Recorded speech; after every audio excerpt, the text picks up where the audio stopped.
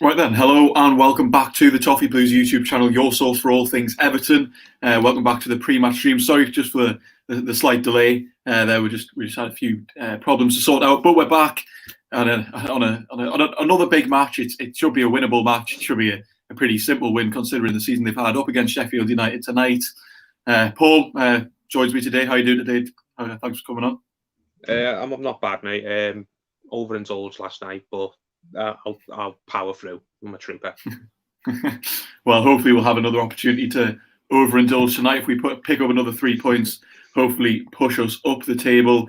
Just initial thoughts, really, Paul. I mean, we know what they're like. They were relegated a long time ago. Had a very tricky season. This has to be 3 points, surely, doesn't it?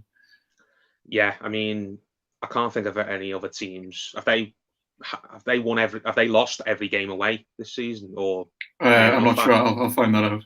I think they've only won 2 or 3, haven't they, the entire season, and they've only not lost like half a dozen. So they've got one of the worst away records, I think, in Premier League history. Or it's only 4 points on the road this season. 7 goals scored. Oh my! I mean, I know our own form has been shocking the last 3 months, but with the players we've got fit now, because I've seen our lineup before we came on here, it's pretty much full strength, isn't it? We've got James Rodriguez starting again. We've got Alan and Decore back in the middle. I think other than Mina not being available, then we're pretty much okay at the back. So there should be absolutely no reason why we shouldn't be winning this game and winning it handsomely. I mean, even if we squeak a 1-0 or a 2-1, then that, I don't know. I mean, we just need the points at this stage, but I'd be lying if I said I wouldn't be somewhat disappointed. This has got to be one of the biggest bankers of the season. You'd think. A team that's been relegated ages ago is absolutely shocking away from home. As you said, 7 goals they've scored away from home all season, 4 points picked up.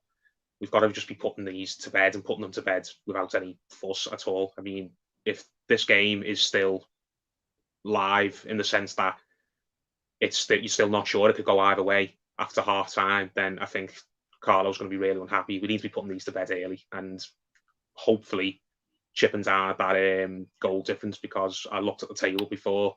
If we win, then we go even on points with West Ham and Tottenham. Tottenham have got a massively more impressive goal difference. They're on plus 22. We're on plus 4. West Ham are on plus 10. So there's a 10 points, 6 goals difference between us and West Ham. It's going to be hard pulling that back, but they did drop points last night, and we've got, as I said, now one of the biggest bankers of the season. You'd think we've got to be putting some goals past these and putting some pressure on West Ham, because it's looking very likely that we might miss out on Europe purely because of goal difference, and what a kick in the nuts that would be. So let's win this game and win it handsomely and give West Ham and Tottenham more reason to sweat about us. Yeah, definitely. I agree with all that. And everyone join us. Thank you very much for coming. A couple of names there. Ingy Squid, Calvin, Philip says, "Come on, Paul, hang in there." Yeah, he's doing his best for us, just previewing this one. Hopefully, a comfortable win there. Stephen Thomas should be a 3-0 win here. That's comfortable. Very true. So we will just get into the team news now then. As Paul mentioned, basically a full strength side. I'm sure you've all seen it, but I'll just rattle them off, all the names off here. John Pickford in goal. Coleman, Holgate, Keane, Godfrey and Digne, Alan, Decore, Richarlison, James Rodriguez and Calvert-Lewin. It basically doesn't get any stronger than that. It's it's basically a full strength side. One of the very few opportunities we've actually seen all of the summer signings actually starting a game since way earlier on in the season. So I know you said it's full strength there, Paul. I mean, what do you make of that team?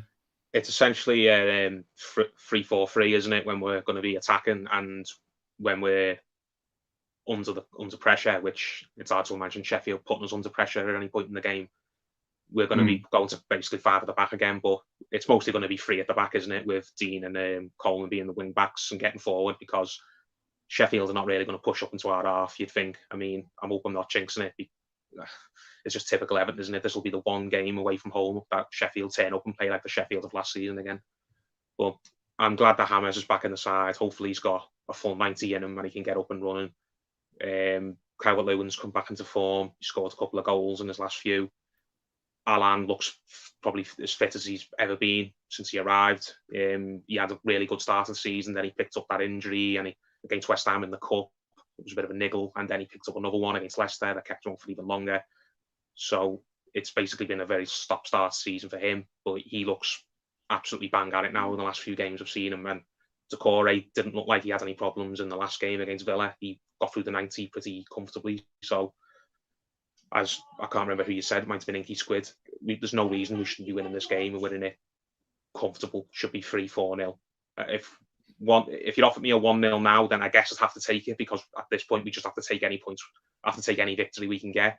But it shouldn't be a 1-0. It shouldn't be a 2-1. This shouldn't be a hard-fought game.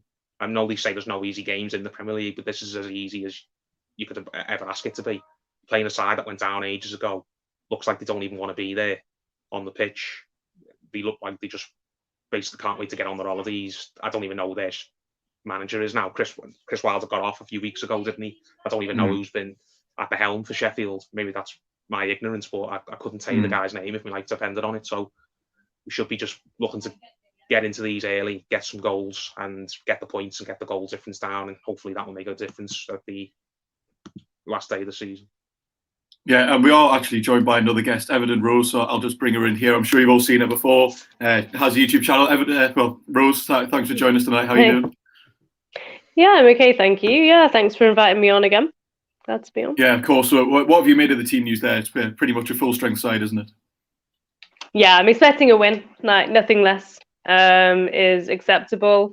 I think I agree with what Paul's just said there, in terms of this shouldn't be a game where we set out defensively and like try and hold anything, because we need to get at them from like the first minute.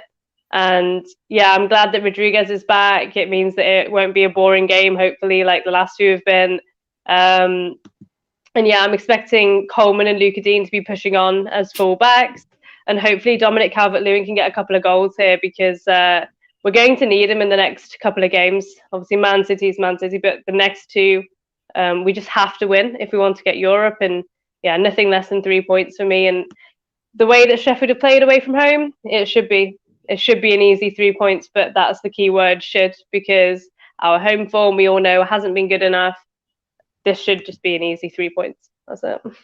Yeah, definitely, especially with West Ham obviously only got a point last night against Brighton. We've been given so many opportunities this season, really, and we haven't always taken them, but every side just seems to keep dropping points here and there, and this just has to, it's a banker at the end of the day. It has to be 3 points, and especially with a full-strength side like that, as I mentioned before, we've barely seen all of the summer signings kind of start together, which seems ridiculous because of injuries, suspensions, etc. But it's, yeah, as we mentioned, it's absolutely a full strength side for us tonight. And thanks everyone for joining. Be sure to drop a like on the stream. Someone asked there if we are doing a watch along. No, we don't do them. Rosie, do you do watch alongs for the match? I've got one today, actually. Yeah, I don't always do one when I get time. Yeah, so feel free to head over from about 5 to 7, 5 minutes before kickoff. Yeah, so that answers your question there. Go check out Rose's channel after we're done here. And Paul, a man that's been kind of mentioned in the past couple of weeks, a lot of conversations about him, Josh King. We've seen him, come on 5-10 minutes here and there. Doesn't even make the bench today. I don't know what you make of that news. I haven't actually seen if it's to do with injury or anything yet. But I mean, if it is just because he's poor or it's an attitude, but what do you make of him not being in the squad? It's just another nail in the coffin for him, isn't it? I mean, we all knew before this. I mean, I didn't even notice that. I had a look at the lineup before, but it didn't really scan the subs bench. So I'm only just finding that out now when you told me. But what can you do apart from just shrug your shoulders? Obviously, they don't like him for whatever reason. Maybe he just doesn't fit their style of football that they want to implement long term. Maybe there's an attitude problem. Maybe he's got some sort of issue that we don't know about. It's clear as day, isn't it, that Josh King's not going to be an Everton player past the end of this season. And maybe he'll turn around afterwards and say he wasn't given a fair chance. And I think some supporters will have sympathy for him in that regard. I mean, he hasn't had loads of minutes, as you've just mentioned, and he's not started in any game, which you think he would have done when we first brought him in. But clearly, Brands just signed him last thing in January. I think it was on deadline day, wasn't it? Yeah, I remember doing a live stream with Dave from, I think it's County Bobblers, and James, when we signed him, and we were all a bit like, oh, this was interesting. We could have got him in the summer. We obviously chose not to because Bournemouth wanted too much money, but we're getting him now. I wonder how he's going to fit in and what we're going to get from him. And we've got pretty much nothing, have we? It's obviously Brand's just brought him in. The point is, Brand's brought him in because they know Tosun was going out the door and they didn't want to leave the squad lacking options if anything were to happen to Calvert-Lewin. They literally just brought him in to be a spare part, and that's all he's been, a spare part. And we've not really needed any spare parts, at least up front, have we? So the official line from the club is Joshua King misses today's game due to a small problem in training yesterday. I mean, take from that what you will. He's not very good. The fact that he's not very good in training is the small problem. Yeah, it must be. I mean, I'd love to hear what he says, because he's bound to in the summer when he's looking for a new move and he joins another club. He's bound to get asked why didn't it work out at Everton, and he's going to give his side of the story. So I'll be interested to hear what he says when that eventually happens. But it's just no hard feelings against him. I've got no reason to have any problem with him. If there is an issue behind the scenes, it's not come out as it. They've kept it under wraps. Maybe it is just as simple as what I've just mentioned. He's just not good enough in training, and if he's not good enough, fine. I've got to trust Ancelotti's judgment and the coaches around him, but it just means, what are we going to do in the summer? We're going to need another striker. It's probably not going to be Moise Kean coming back. He looks nailed on to be off to Paris permanently. So I wonder what the plans are for next season when it comes to getting an understudy for Calvert-Lewin, because it's clearly not going to be Josh King, and we're going to need somebody. Yeah, Rose, what have you made of Josh King's time? It has been slightly underwhelming. It was that last minute buy, and we knew we kind of needed some strength, some depth. That striker, it was last minute. We were battling for Fulham. I bet he definitely wishes he would have gone to Fulham now. Would definitely be playing there. Maybe their season would have gone differently. But what have you made of his time? And now, obviously, it's just omission from the squad. Yeah, like you say, just underwhelming. I mean, I rated him at Bournemouth. I thought, every time he played against us, he did well. And he had everything that I thought we needed in terms of pace and getting in behind. But I don't know if he's even looked fit. That's my issue. And then maybe that's what, the coaching staff have seen of. He was lean, and now he came on against West Ham and, he hit the post and things like that. But he's just, aside from that, he hasn't done very much. So it did seem like, well, this is like if Dominic Calvert-Lewin gets injured long term, we've got him. But we just haven't needed him. So the same. I think we'll have to get somebody else. And I think Moise Kean's been pictured in the new PSG kit, so I think that's probably already done, like between the two clubs. We will have to look at getting a striker for Dominic Calvert-Lewin, and it won't be Josh King. But to be honest, he's almost 30 anyway, and I'd prefer for us to go and get a younger signing, like for example, like a Tony from Brentford. I mean, he's going to cost money, but if we want to get to challenging every season. I think he's got something like 30 goals in the Championship this season. So he's an option, and he's relatively young. So not for me. Yeah, it did end up being quite a disappointing one, as you mentioned there, Paul. It was we kind of did sit up because he did have a good time with Bournemouth in the Premier League. His final season, obviously, just before they went down, they didn't do too well. He had a pretty underwhelming start of the season with them. I think he was injured at times. Maybe it is a fitness problem. I think we've seen him come on at times, maybe looking slightly unfit. I remember there was a similar problem with Moise Kean at one point. Came on and the lad just looked shattered after being on for about 5 minutes there. But I mean, thank you everyone for joining the stream. Be sure to drop us a like, drop us some comments as well. We'd love to know your thoughts on the general lineup, and give us your thoughts about Josh King as well. A couple of names there coming in as a potential striker.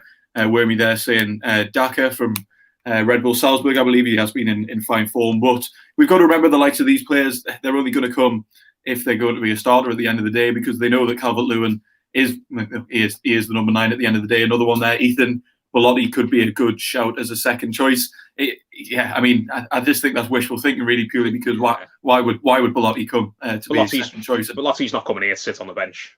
No, it'll have to be it'll have to be someone who is similar to Moise Kean in the sense of their age, and it's going to be a project. I don't know if the fans have got the appetite for that. But we're going to need to sign someone who's very, very young and has maybe not been a professional for very long. Or we're just going to have to try and get a Giroud type sign and a striker who's, I don't want to say journeyman, because that's a bit of a derisive term, but just a striker who's kind of been around and you know what you're going to get from him, and he's happy to just come and only play when he's needed, but he's got the ability to chip in with goals here and there. I mean, just essentially another Josh King type signing that hopefully he'll be more impressive than Josh King in training, because it's maybe what Rose said. He's probably just not been fit, because I have noticed myself in games when he's come on where he's looked like he's blowing after 10 minutes, and because he's had to run around and basically just exert himself. It's like, Jesus, mate. Like I thought, I know he's not played any substantial amount of minutes, but he hasn't really looked capable in any of these games. In these games where he's come off the bench for 10, 15 minutes, you look at him and you think, even if you were to start, do you look like you have an hour in you? Probably not, based on what you're showing us here. So we'll have to get someone who is up there in age and has been around the block a few times, and fans are probably going to think, oh, well, my God, we're just throwing money at old players. I thought we're sick of doing that because we've had our hands burnt doing that with players in other positions like midfield and defence. But it's either that or it's go and get someone very young and very raw who's maybe not going to deliver for us straight away. But we'll have to just wait and see, because we're definitely going to need somebody. It can't just be Calvin up front on his own. Yeah, to be honest. Sorry, I don't want to interrupt there. Yeah. Alisson's just scored in the last minute for Liverpool. That's unbelievable. I can't believe that. He's just scored in the 95th minute. Yeah, he's gone up for a corner and headed it in. After they had a goal hilarious. Anyway, after they had a goal took off them, scat match fixing at its finest because he couldn't see the ball. Just an interesting comment as well there from James Brinkley. Not to mention we still have Sims to potentially come through over the next couple of years. Very interesting point. Rose, what do you make of that? Would you want him to come back and maybe be the backup to Calvert-Lewin, or would you want to send him out on loan again? For me, I think a loan again. He's done very well for Blackpool, but it's League One. I think I'd probably want to send him out for another season, maybe Championship, and then bring him back. For me, I know he's on ages and on his side, but if someone like Aguero's available, I mean, like, I am against those sorts of signing. Like the name Bale has been thrown around, but I think with Aguero, you know what you're going to get. He has had a couple of injury problems, but I think I'm not sure he'd want to play for another club in the Premier League. He'd probably go somewhere else, like maybe back to Argentina or to Spain. But he's like an example. Giroud as well, like Paul mentions. I think it will have to be one of them. Or like a Sims. But is Sims ready for the Premier League? I'm not sure. We could give him a go, and if it doesn't work, then it might be another panic buy like Josh King. So I think we need to think a little bit, longer term than trying Sims out for me.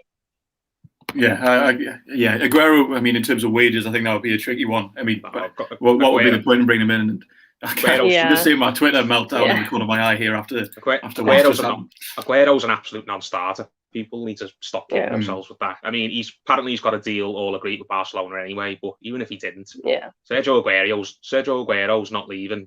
Not going to swap Manchester City's bench for any other club's bench in the Premier League, is he? If he was happy to sit on the bench, he'd be staying at Man City. But apparently he's going back to he wants to go back to Independiente in Argentina long term. But before that, he's got a deal all agreed with Barcelona. So maybe he'll go and try his luck over there for a year or two and then go and wind down his career properly in Argentina. But we've seen the last of Sergio Aguero in the Premier League. I'm convinced of it. Yeah, and we'll just we'll get into the Sheffield United team as well. Maybe discuss where we can expose them. Similar system to us, I think. Ramsdale starting in goal, Basham, Egan, Robinson, Stevens and Baldock as the wing backs, Fleck, Norwood in midfield, Osborne, Jefferson and McGoldrick. I mean, Paul, I don't know how much you know about the Sheffield United side, but yeah, hearing those names, where do you look to expose them, really? I'm not going to lie, mate. I don't really know much about Sheffield's team. I didn't know much about them last season either, when they were good. Where's that absolute myth that they signed from Liverpool, that idiot who was apparently world class when he didn't play a minute on the clock? He's on the bench. I mean, it's just written, isn't it, that he'll come on and do something against us. But I mean, I don't want to sound disrespectful, but there's a reason Sheffield are where they are. I mean, last season, fair play to them, they got the most out of the least, and they had a cracking first season where they finished in the top half and they were on for Europe at one point. But that's not unheard of in the Premier League, where teams massively overperform just for 1 year. This season, we've seen basically that squad's level of ability, and it's took them to where they probably should be, in the bottom three, rooted in the bottom three. So there's not really any players there who, at least to my knowledge, who should be giving us any massive problems. I mean, I hope I'm not jinxing it and I don't sound disrespectful, because maybe they'll come out and they'll give us a really hard game, and there's some players there who I'm doing down a little bit, and I'm just, because I don't know them, I'm just assuming they're not very good. But I'm just looking at the league table and assuming if you are where you are, where you're that far cut adrift and you've been relegated that long ago, it must speak a lot for you what your team's quality is. So no, not really. I mean, other than that kid they've got on the bench that they bought from Liverpool, who has done less than nothing for them since he arrived, despite being made out like he was the next big thing.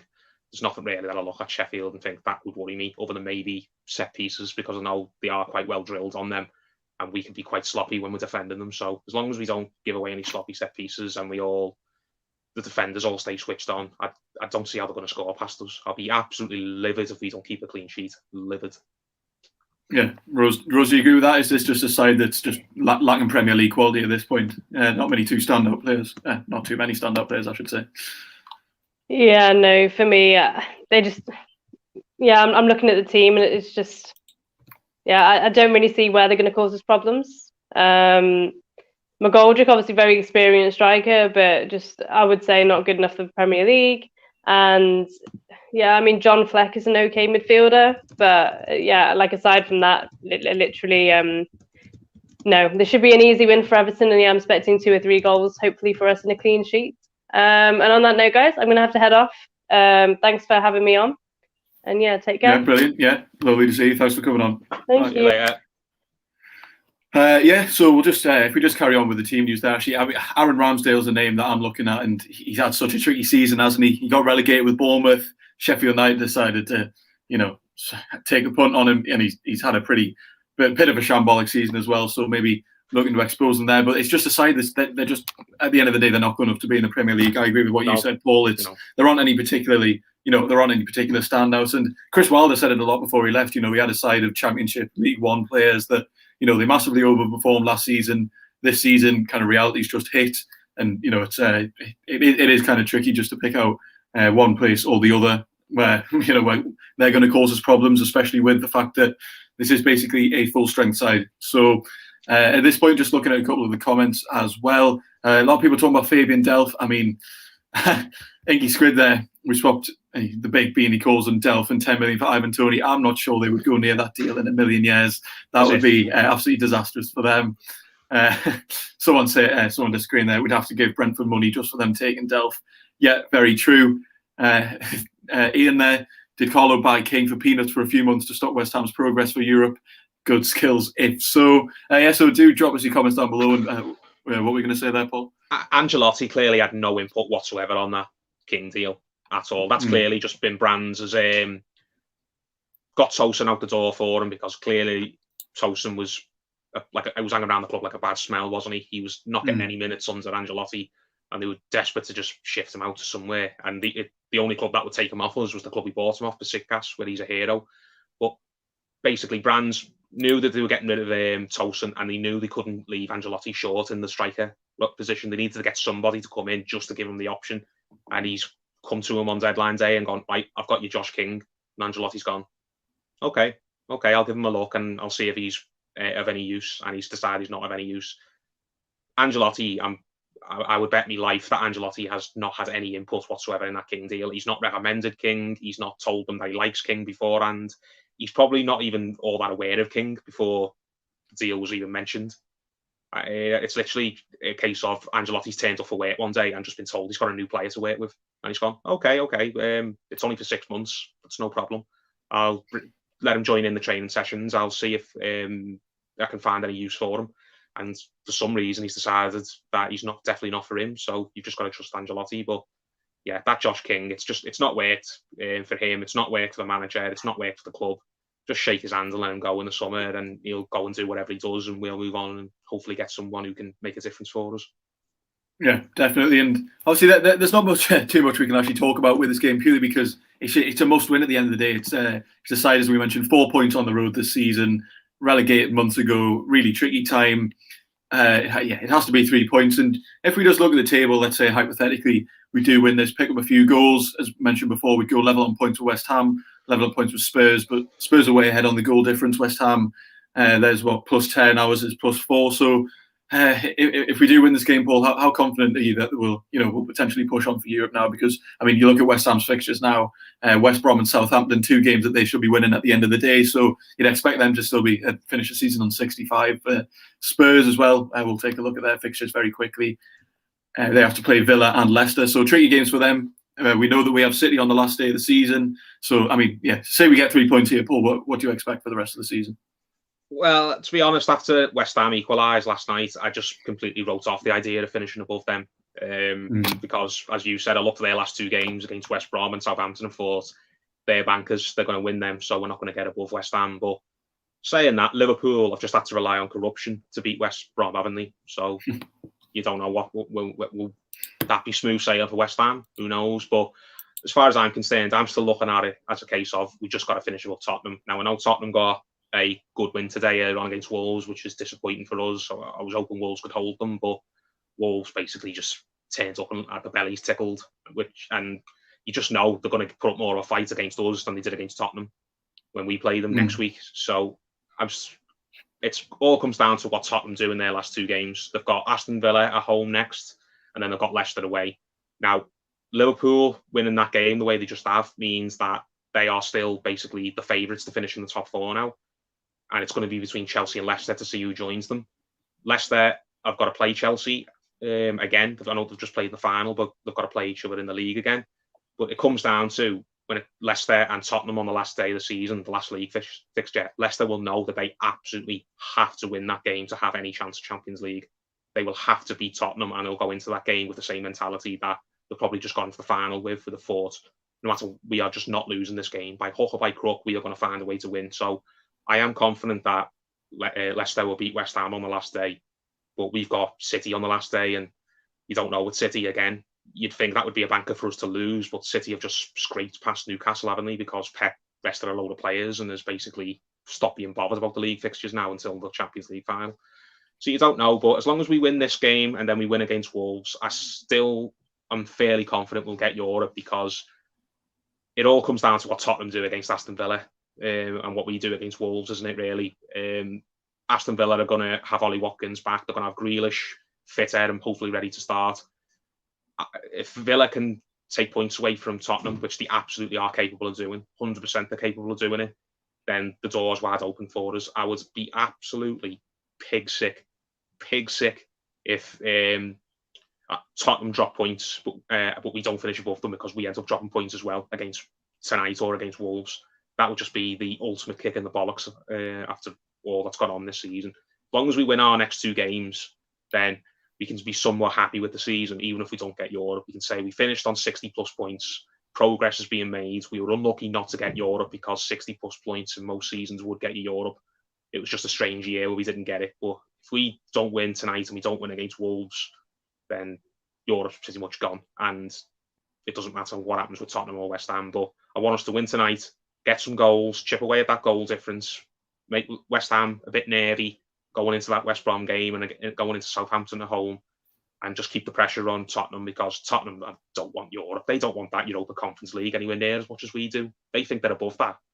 I don't know why, because they've won 1 League Cup in 30 odd years, and do you know what I mean? Like players like Harry Kane and players like Son will think they're above that competition, even though they've won nothing in their careers. So we need to get that Europa Conference League, because we want it more than Tottenham. And we need to show we want it more than Tottenham, because Aston Villa are going to give Tottenham a very hard game, I think, and Tottenham are going to really struggle to win that. And we need to basically assume that they're going to drop points there and get our win against Wolves, because if we don't take maximum points against tonight and against Wolves, then I'll just be so angry. Yeah, it would just be a massive disappointment if we didn't win this game tonight. We'll then need to beat Wolves, but saying that, if we get 3 points tonight, get a couple of goals on the board as well, as you mentioned there, we go on and beat Wolves. Obviously, that puts us on 62 points. And then looking at Tottenham's fixtures, it does give me hope as well. The fact that they do have to play Leicester on the last day of the season, who will be chasing Champions League, and Tottenham at this point, I mean, obviously we know they're not going to get Champions League, and as you mentioned there, they will think they're above the Europa Conference at the end of the day. What Champions League final 2 years ago? Well, 3 years ago, I'm not really sure how long ago it was now, and Villa are a very capable side, as we are very well aware. So at this point, it's a weird one. Before the West Ham game, I'd pretty much given up hope on Europe. I thought we were pretty much out of it, and I definitely thought West Ham would beat us. But the fact now they're down into 7th is, it's shocking, really. I think, imagine if they don't get Europe now at this point of the season, I think it would be a terrible letdown for them. Their fans would be disappointed as well. But, if we're in there, I will not mind. So just over 20 viewers join us right now. Do drop a like on the stream. Drop us your predictions as well. We're going to be rounding off the stream in just 5 or 6 minutes or so, 50 minutes before the match. Gives you all time to get away. And I mean, Paul, what are your predictions then? You mentioned we need goals, we need 3 points. Any predictions you want to make? I've just got a feeling we'll win it 2-0. I mean, I'm confident we're going to win it, but I think we're not going to win it by as many goals as we should be winning it or we're capable of winning it. I mean, ideally something like a 4 or 5-0 or a 4 or 5-1. As long as we win it by 3+ goals and chip away at the goal difference, then that would be a good day at the office, wouldn't it? But if you'd offer me a 1-0 now, I'd take it because we just need to get the points. That's what's ultimately important. I would take just any form of a win. But if it was anything less than by 3 goals, then I would have a twinge of disappointment. And I don't know, I can just see us maybe scoring in the first 10 minutes and then Sheffield just doing damage control and us maybe struggling to break them down the way we do. And then maybe we might nick one again in the second half and then time will just play out. I'm not sure. I just don't see any scenario where we don't win this game. I hope I'm not jinxing it. But I really hope we win it by a lot of goals. And for some reason, we haven't won games by a lot of goals this season, have we? When was the last time we won by 2 or more? Was it against West Brom at home? I'll have a look at that. I can't quite remember off the top of my head either. It just seems like every game we've won over the last 6 months has been by 1 goal. Well, obviously we won at Anfield 2-0. That was a pretty good one. Yeah, but we've not won by more than 2 goals, I don't think, since that very early in the season where we scored 5 past West Brom and they scored 2 at Goodison. But it just feels like all our victories, even when we play well in them, are all really scrappy and bitty and tight in margins. But we need to be winning today, and we need to be winning very handsomely because, again, there's a very good chance this will just come down to goal difference. And it's not completely out of the realms of possibility that we could overhaul West Ham in goal difference. It's unlikely, but it's not impossible. And while it's not impossible, you've got to at least try and aim for it, haven't you? So we can put 3 or 4 past Sheffield today because other teams are doing it. Didn't Tottenham beat Sheffield United 3-0 at home a few weeks ago? Yeah, they did. Yeah, 4-0 against Sheffield United, 2-0 against Palace, 3-0 against Arsenal. Yeah, 4-0. So other teams are putting goals past them.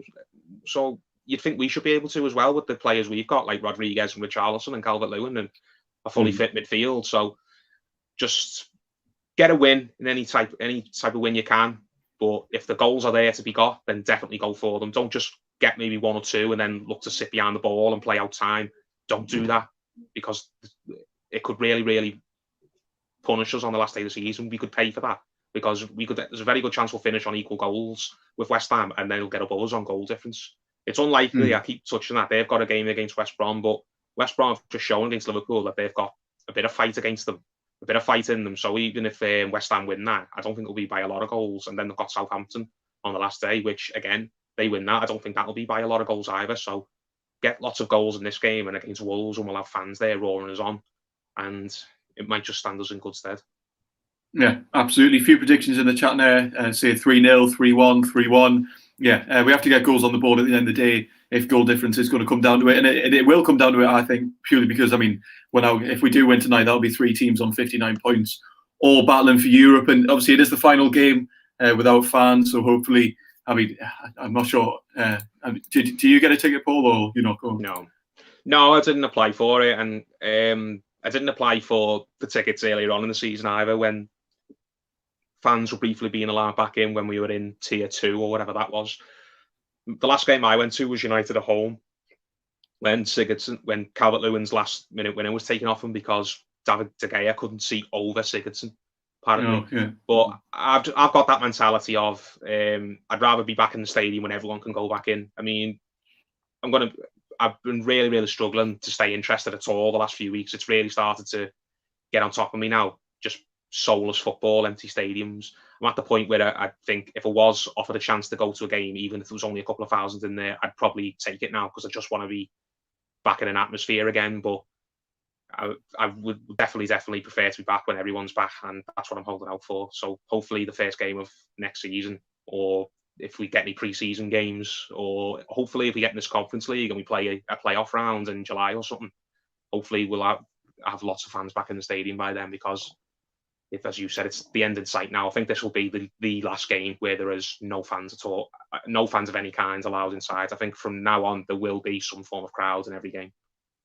Yeah, absolutely. And that pretty much brings us to the end of the stream. So thank you all very much for joining us. Thanks to Paul for coming on as well. Be sure to drop a like on the stream just before we end. And yeah, we mentioned it before. Massive match this. Need 3 points. Need to get some goals on the board. See where we find ourselves. Well, after the Wolves game. Obviously, City on the last day of the season is going to be tricky. But last game without fans. Hopefully, the fans will make a difference against Wolves. And hopefully we should be all right this evening. So thank you all very much for watching. As I mentioned, do drop a like on the stream. We won't be doing a watch along, but Rose, who has joined us, did. She'll be doing one tonight, so definitely go and check out her channel. And that brings us to the end. So thank you all very much for watching, and join us next time on the Toffee Bird.